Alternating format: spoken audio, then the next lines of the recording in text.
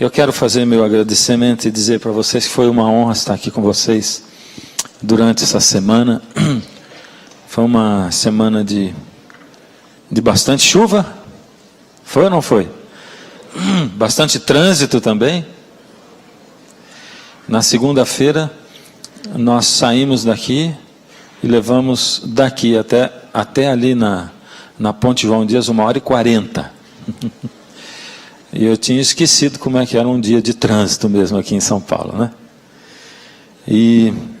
Mas para mim foi uma semana assim muito especial voltar aqui para o colégio. Minha história se funde com essa história aqui. Assisti muitos cultos nessa igreja, me formei aqui também em teologia.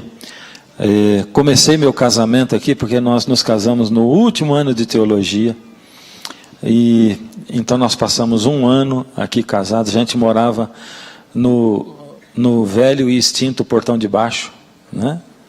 Quando ele não existe mais. Existe Portão de Baixo? Não, né?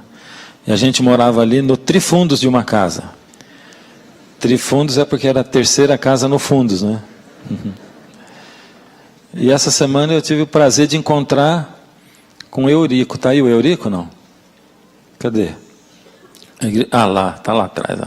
De novo, Eurico, abana a mão aí, ó. O Eurico, a gente fazia os cultos de pôr do sol na casa dele. Fazia junto, porque ele morava na frente e nós começamos a nossa vida ali. Então a gente tem história aqui nesse lugar e é bom a gente voltar para cá, a gente se sente em casa.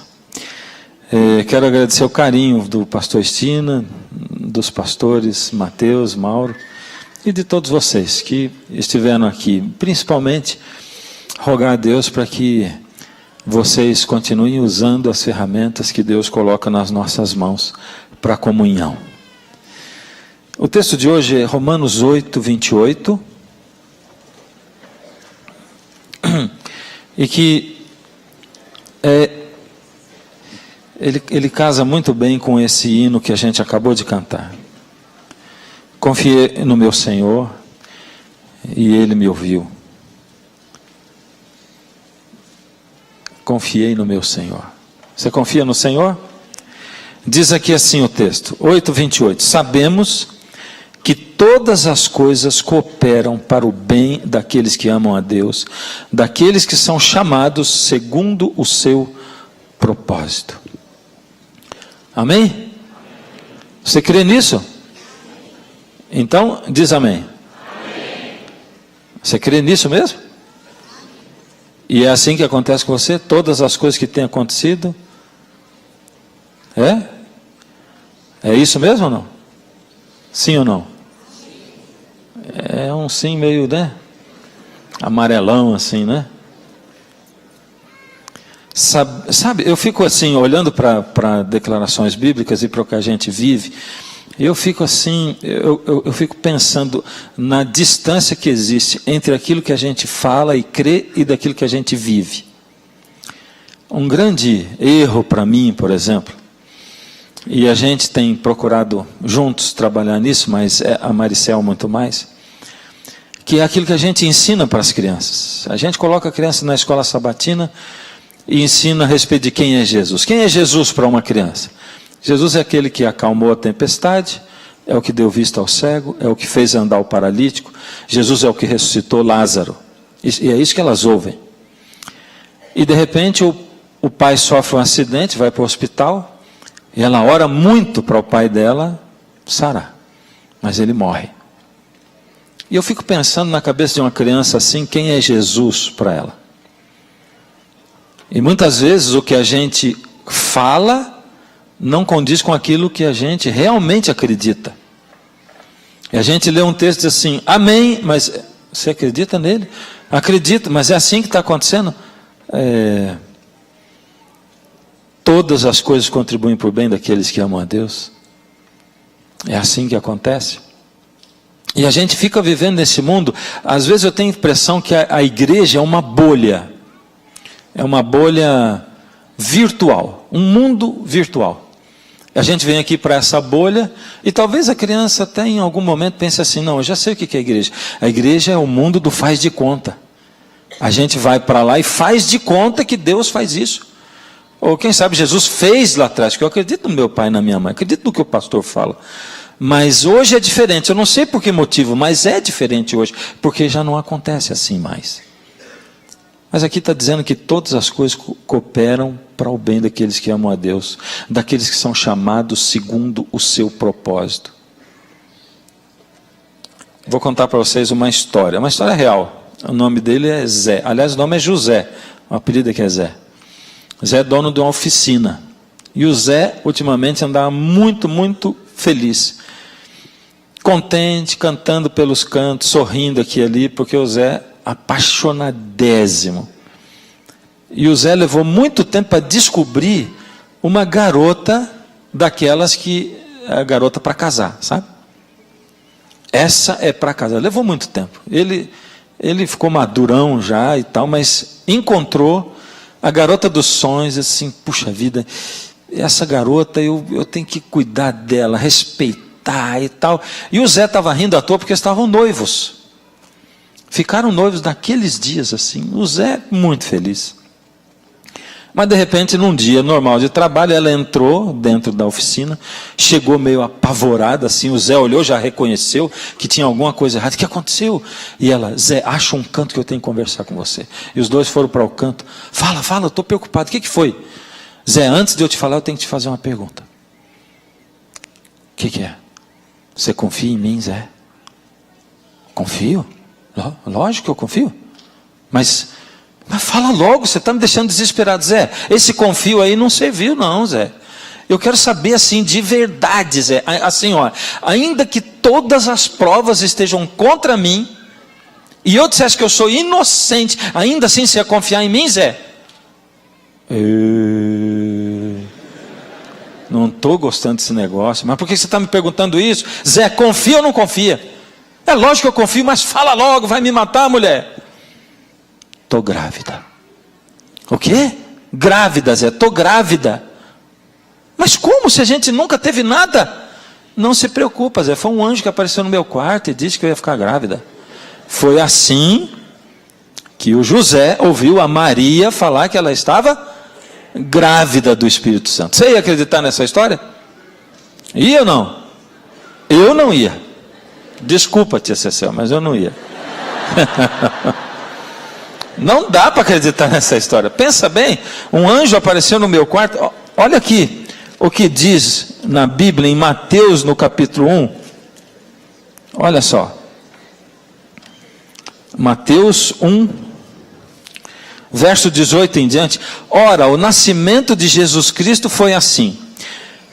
Estando Maria, sua mãe, desposada com José, esse desposada era noivo, era o compromisso matrimonial da época, sem que tivessem antes tido relações sexuais, achou-se grávida pelo Espírito Santo. Mas José, seu esposo, sendo justo e não querendo difamá-la, resolveu deixá-la secretamente. José era um homem de caráter, ele não conseguia acreditar o suficiente para dizer, vou assumir isso, mas ele também, ele sabia da sinceridade da Maria, e ele lia nos olhos dela alguma coisa que deixava ele perturbado, então ele diz, vou resolver levar a culpa, eu deixo a Maria aí, vou embora, e o povo vai dizer assim, esse José sem vergonha, largou ela grávida, ainda sumiu, foi embora. Aí diz assim, enquanto pensava nessas coisas, eis que lhe apareceu em sonho um anjo do Senhor, dizendo, José, filho de Davi, não temas receber Maria como tua mulher, porque o que nela foi gerado é do Espírito Santo. E agora, José acreditou ou não acreditou? Sim ou não? Agora José assumiu o bebê. Agora José acreditou, assumiu o bebê. E eles começaram a se preparar para o nascimento do bebê. Por que José acreditou? Quem tinha dito para ele? E como é que a gente se prepara para receber um bebê? Bom, José era carpinteiro. No mínimo ele fez para aquele bebê um bercinho. No mínimo. Meu avô era carpinteiro. E aqui estava essa semana todo o doutor Oswaldo Teixeira, que foi um bom conhecedor do meu avô. Meu avô, ele era carpinteiro daqueles de subir em telhado, mas ele fazia móvel também. E ficava muito resistente. Não ficava bonito, mas ficava resistente. Minha mãe tem uma cama vermelha até hoje que meu avô fez. Ela não acaba nunca. Ela podia até ficar mais bonita. Acho que nós vamos ter que mandar reformar a cama, né? Mas o José, no mínimo, fez o berço para o menino. E eles sonharam com aquilo. José, sem dúvida, pensou já em agendar a melhor parteira que o dinheiro dele pudesse pagar. Sonhou com o nascimento, a família junto, a mãe da Maria ajudando naquilo. Ele pensou em tudo, planejou tudo. Foi assim que aconteceu? Não foi. Quando o bebê estava para nascer, de repente, tudo que ele tinha planejado começou a dar errado. Já começa que saiu um edito, onde eles tinham que fazer um recenseamento, e cada um no seu lugar, de tal maneira que não dava para levar ninguém. E José teve que pegar a Maria, prestes a dar à luz, botar em cima de um jumentinho, para poder levar. Imagina só, esses dias eu estava vendo um comercial numa dessas TVs a cabo, e foi assim na época da Páscoa, e numa cena assim daquele comercial, mostrava uma cena do filme. Era um comercial de um filme que ia passar sobre o nascimento de Jesus. Parecia essa cena, o José puxando lá o jumentinho, a Maria sentada em cima do jumento, grávida com aquele barrigão, e ela tinha assim aquele olhar angelical, enquanto o jumentinho deslizava em cima do caminho, ela olhava com um olhar angelical, assim. Falta imaginação para esse povo. Você imagina uma mulher grávida, prestes a dar luz, em cima do lombo de um jumento, viajando, chegando lá em Belém com um olhar assim. Olha, a Bíblia não fala, mas eu fico pensando nos detalhes. Porque se eu fosse o José, eu vou dizer para você o que eu ia sentir. A primeira coisa que eu ia pensar assim, opa, peraí, como? Não vai ter a mãe da Maria lá? Não vai ter parteira? A minha mulher em cima do lombo de um jumento? Quantas vezes será que o José virou para trás para dizer, você está bem, Maria? Está bem? Está tudo certo aí? E a Maria aguentando o tranco em cima do animalzinho? E no mínimo na minha cabeça ia passar um negócio assim, puxa Senhor, mas é o teu filho que está aí nessa barriga, e o Senhor permite o teu filho andar assim em cima de um jumento, prestes a nascer? A coisa foi ficando pior, né? Porque quando as coisas começam a dar errado, não é uma que acontece em série. É a primeira, a segunda, a terceira, e aí vai. E quando eles chegaram lá em Belém, a gente sabe da história. Ele procurou lugar numa pousada, não tinha. Procurou numa pousadinha, não tinha. Num albergue, não tinha. Tá bom, vamos procurar um hotel, também não tinha. E ele achou uma alma bondosa que deu lugar para ele, aonde mesmo? Estrebaria é um nome bonito que arrumaram para um negócio chamado curral. Você já entrou num curral? Quando a gente lê a Bíblia não dá para sentir o cheiro, né? Mas quando você entra, a primeira coisa que você vê é o cheiro. É isso. Porque o cheiro grita para a gente. É terrível. Porque aquilo fede urina e fezes de animal. E se eu fosse o José, o que eu ia pensar é o seguinte, não, Deus não ia deixar o filho dele nascer num curral. Ia começar a bater uma dúvida. E a coisa piorou, porque depois que o neném nasceu, foi dito para ele assim, vai para o Egito. Para o Egito? Nós só trouxemos a roupinha para Belém. A família nem viu o neném, mas quanto tempo nós vamos ficar no Egito? Até segunda ordem. Vai para o Egito até segunda ordem. Meu Deus. Vamos para o Egito. Será que foi Deus mesmo? Será que é de Deus mesmo essa criança? Será? Deus ia permitir tudo isso acontecer? Será que... E eu no lugar de José eu ia pensar assim, não, mas é de Deus, porque quem me falou, quem falou para José? O anjo falou, sim ou não? Sim ou não, igreja? Sim. Não, não falou. O anjo falou sim ou não? Já diminuiu de novo, olha só. Como é que é, minha irmã? O anjo não falou, foi um sonho. Olha o que diz aqui. Enquanto, verso 20, enquanto pensava nessas coisas, eis que lhe apareceu em sonho um anjo do Senhor.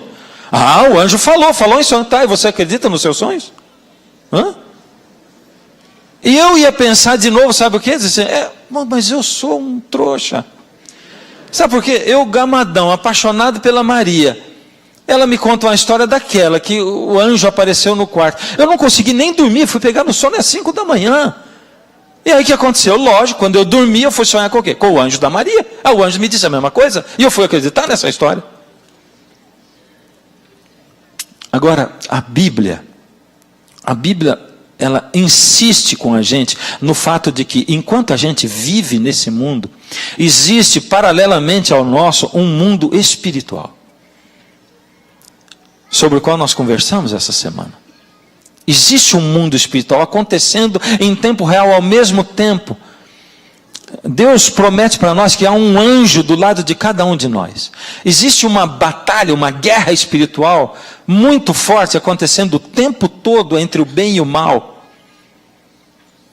E a Bíblia algumas vezes desvenda os nossos olhos para a gente poder enxergar esse mundo espiritual.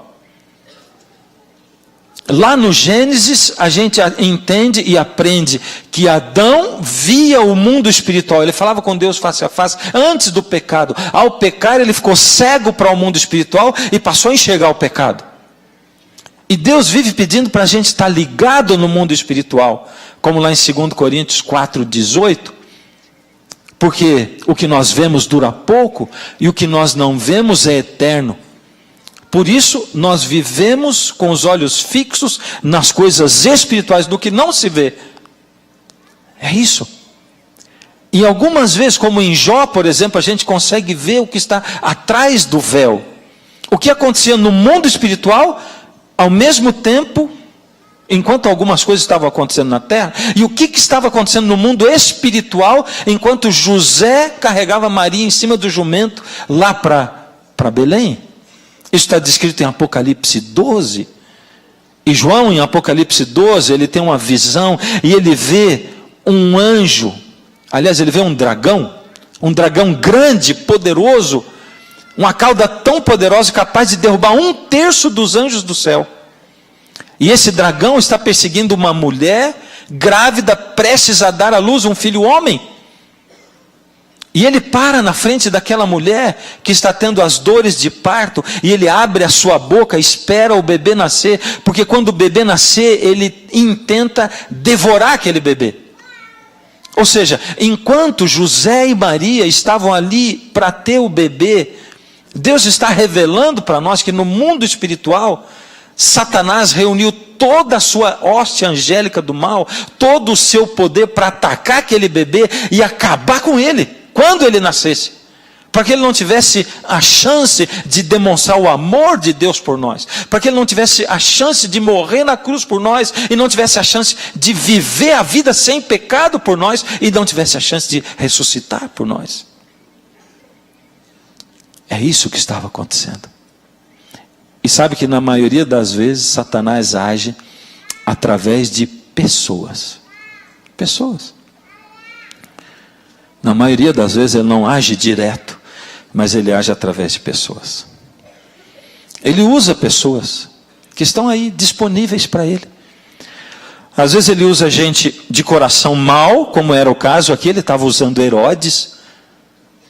E às vezes ele usa gente que se distrai. Às vezes pessoas religiosas, porque tem uma diferença entre ser religioso e entre ser de fato cristão. Pessoas religiosas.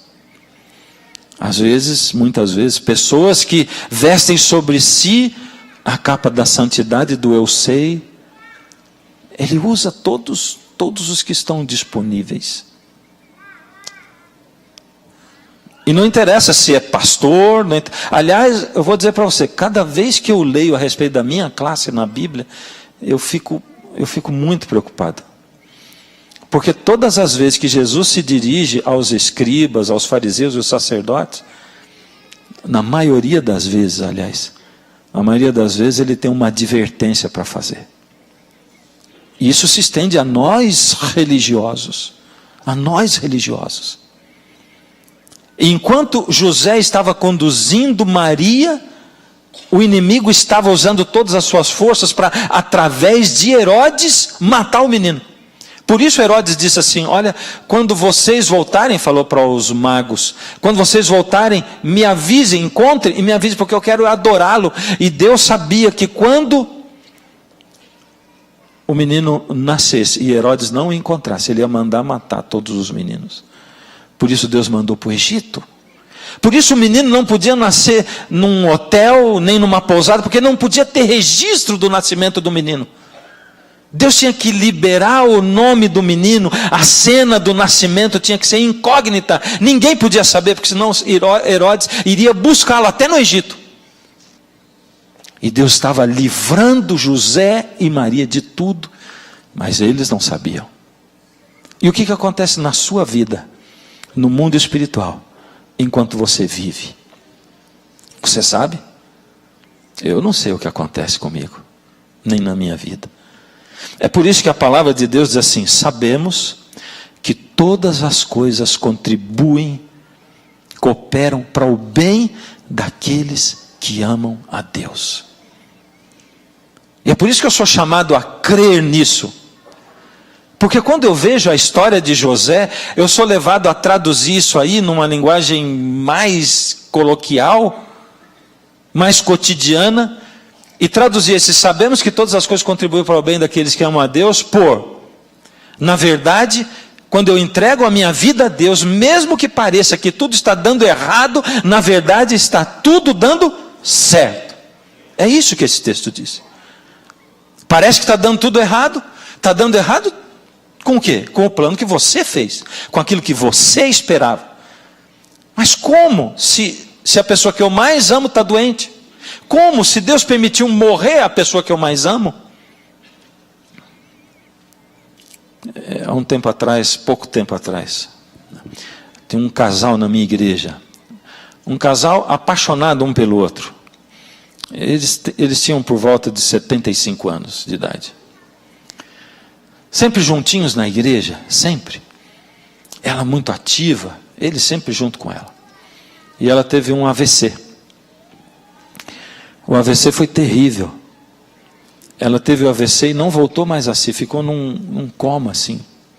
A gente ia visitar no hospital, mas o olhar dela no nada assim. A gente não sabia se ela estava ouvindo ou não. E cada vez que eu ia lá, o marido dizia: pastor, ela vai ficar boa, não vai? Eu digo: meu irmão, nós oramos e pedimos a Deus que sim, mas a gente não sabe. Nós vamos pedir que Deus faça a vontade dele, o senhor aceita a vontade dele? E ele não falava nada. Eu ungi aquela mulher, eu orei por ela, eu pedi por ela. Ele pediu, a igreja orou por ela. E depois de 6 meses ela faleceu. 6 meses.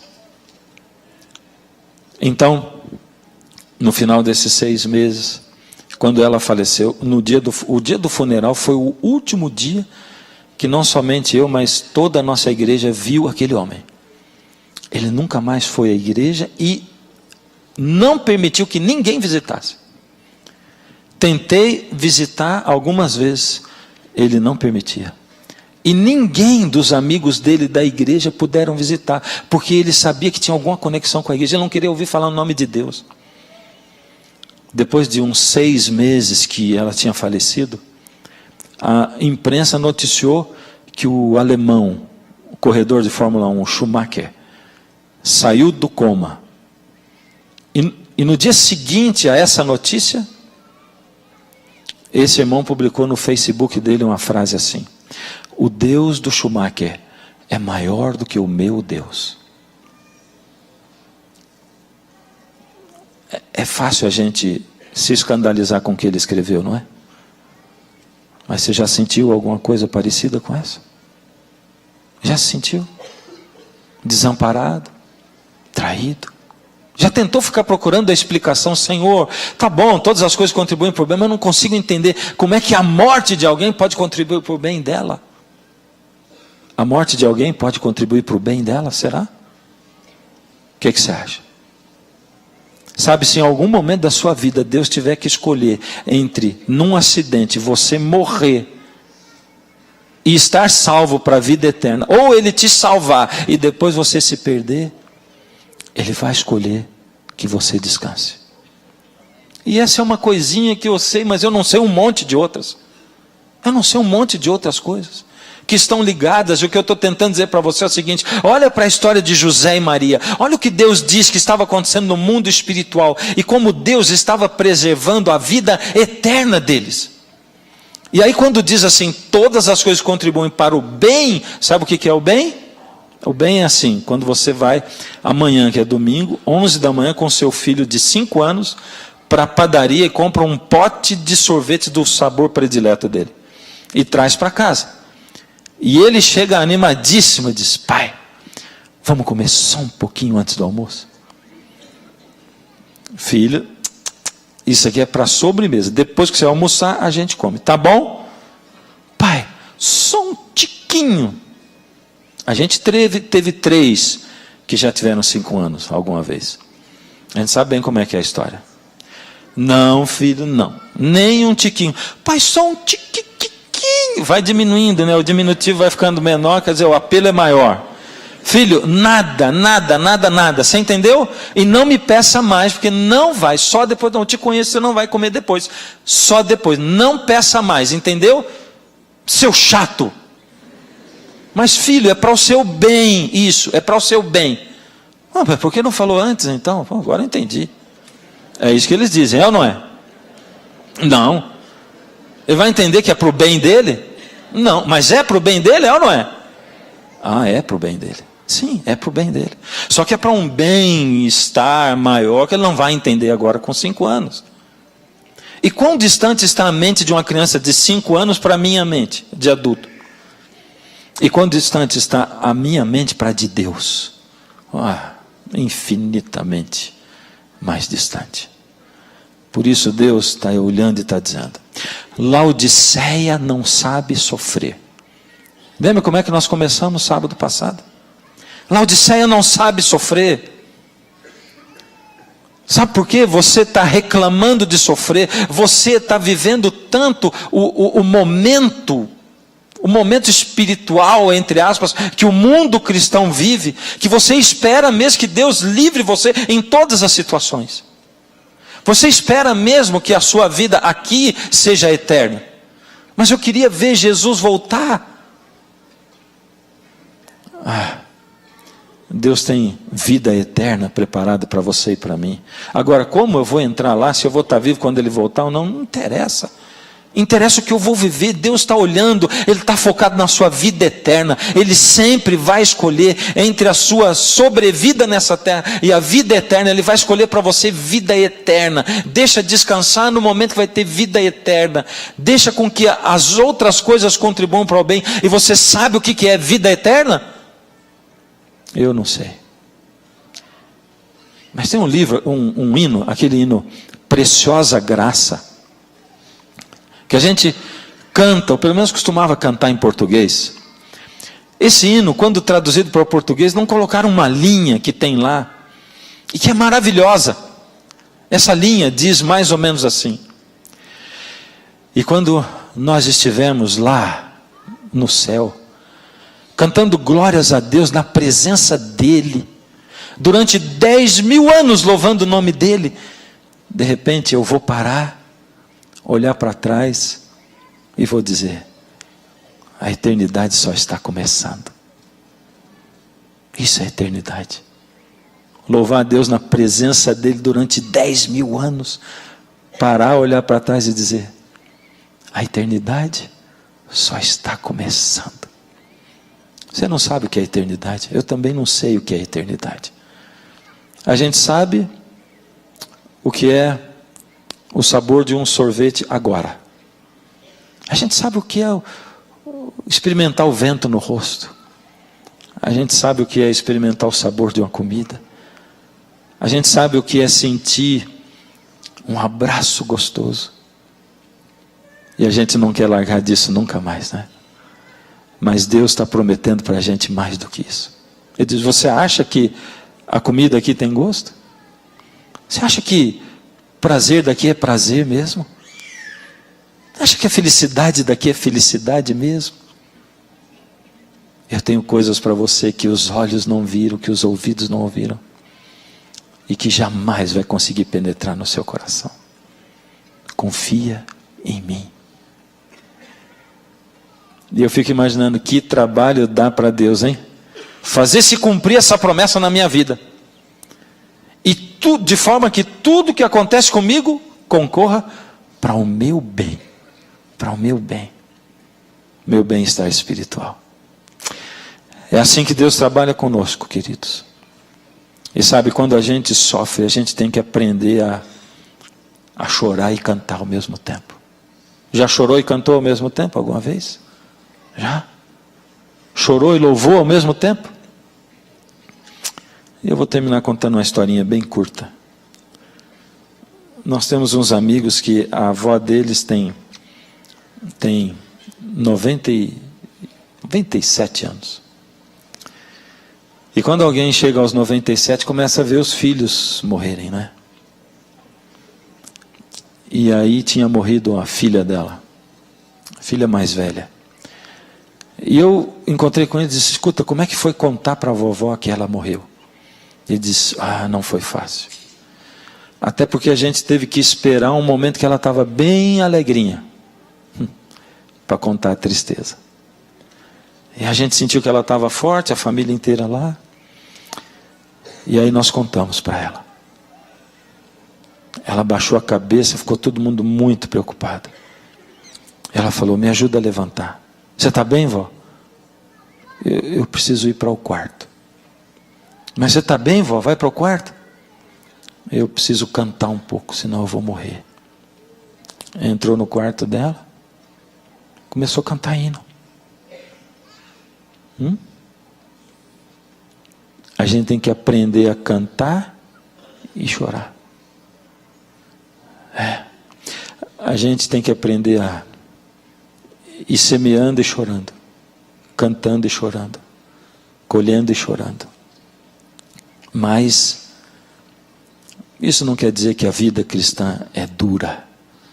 Isso não quer dizer que a vida cristã é choro.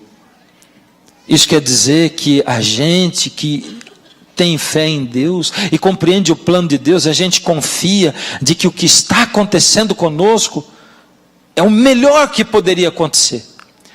Aquilo que está acontecendo comigo, Deus está escolhendo como o melhor que eu escolheria para a minha vida, se eu tivesse condições de ver o fim desde o princípio.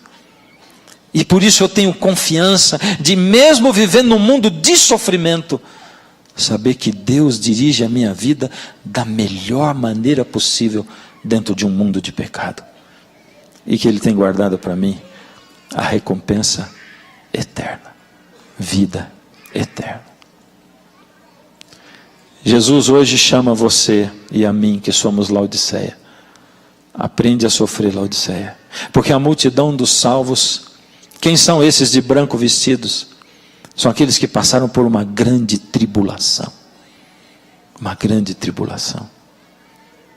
Deus sabe que a vida da gente é atribulada, sabe? Porque Ele mesmo um dia clamou na cruz: Deus meu, por que me desamparaste? E Deus jamais desampara você. Porque naquele momento em que Jesus clamou isso, Deus estava ali, do lado dele. Só não podia consolá-lo pela sua presença.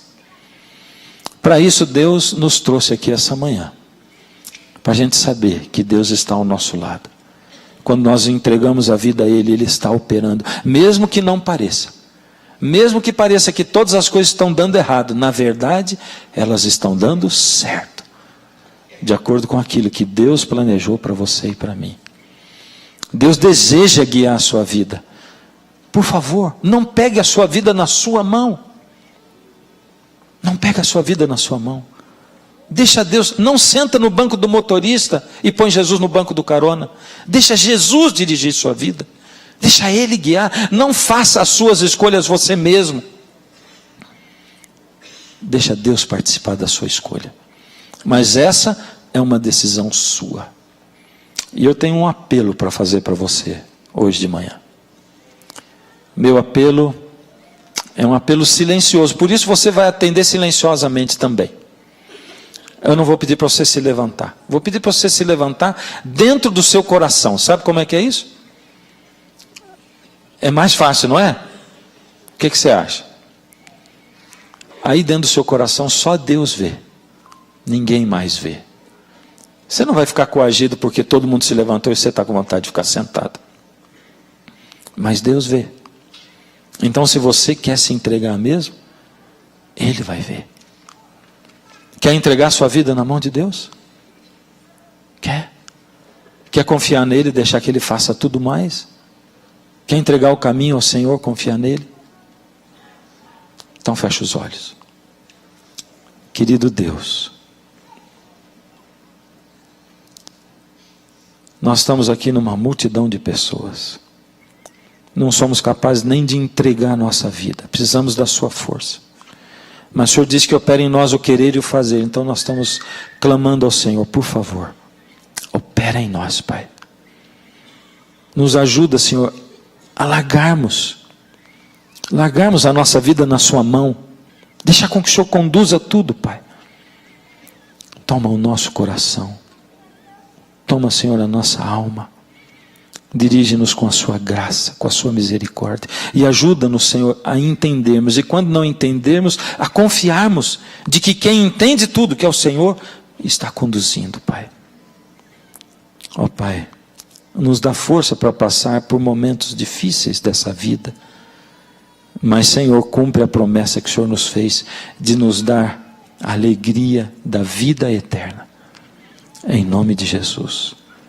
Amém.